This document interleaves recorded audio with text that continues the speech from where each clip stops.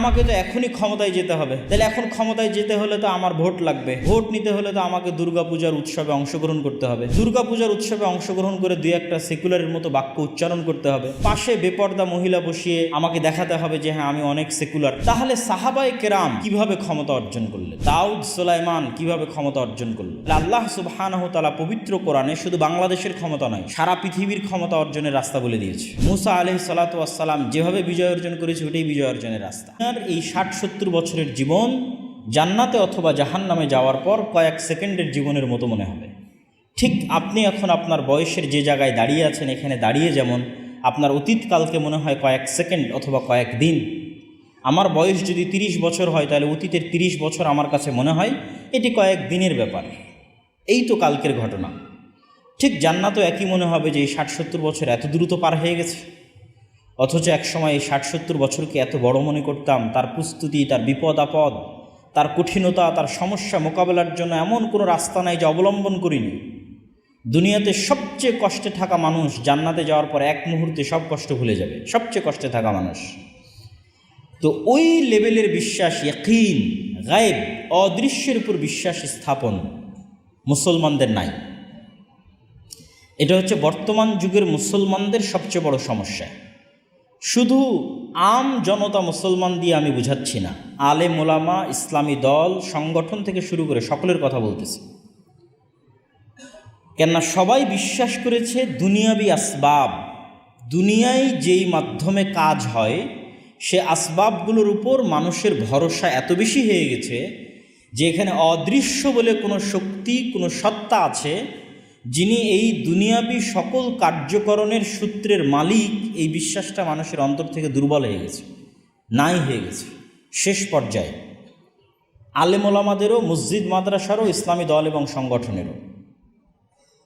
তখন মানুষ এমন রাস্তা খোঁজে যেই রাস্তাটা দুনিয়া নির্ভর, যে না আমাকে তো এখনই ক্ষমতায় যেতে হবে, তাহলে এখন ক্ষমতায় যেতে হলে তো আমার ভোট লাগবে, ভোট নিতে হলে তো আমাকে দুর্গাপূজার উৎসবে অংশগ্রহণ করতে হবে, দুর্গাপূজার উৎসবে অংশগ্রহণ করে দুই একটা সেকুলারের মতো বাক্য উচ্চারণ করতে হবে, পাশে বেপর্দা মহিলা বসিয়ে আমাকে দেখাতে হবে যে হ্যাঁ আমি অনেক সেকুলার।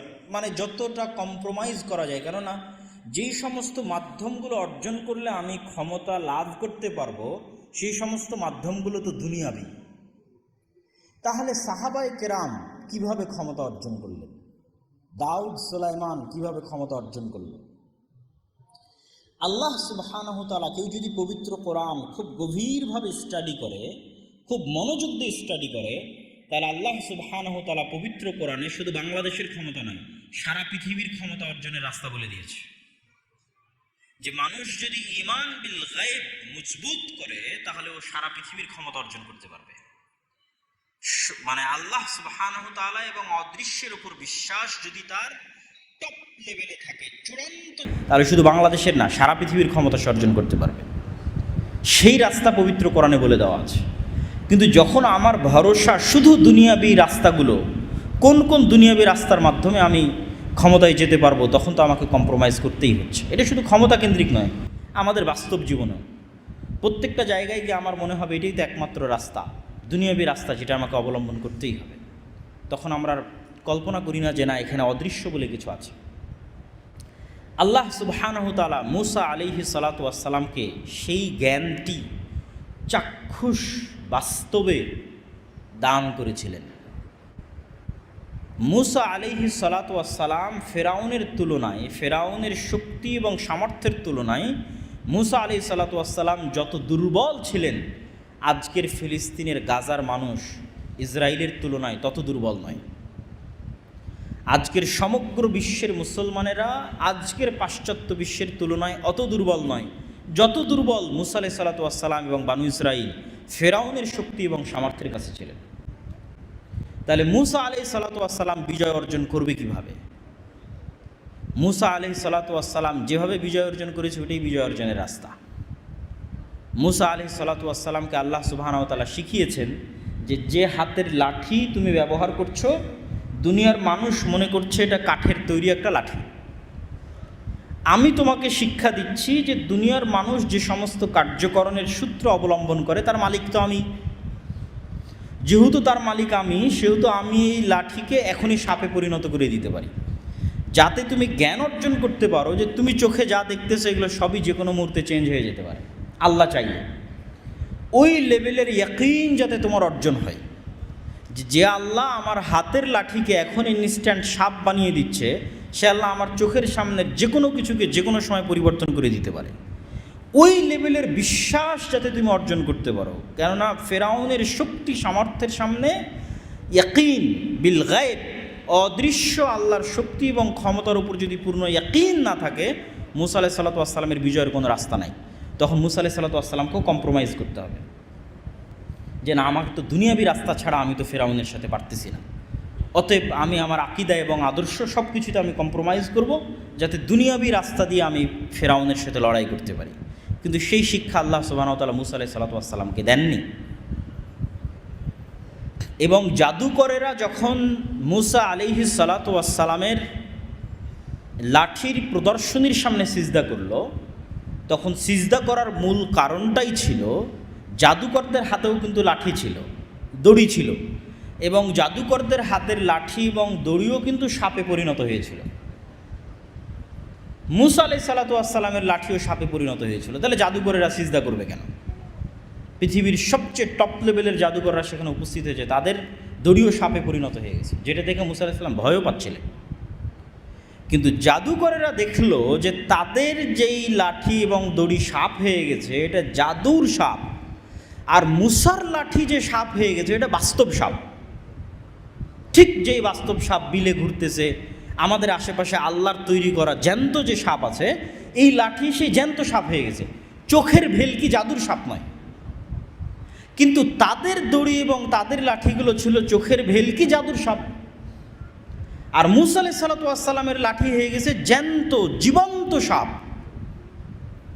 তখন তারা বুঝে গেছে এইটা তো জাদু নয়, তো অসম্ভব, জাদু হলে আমাদের মতো হবে।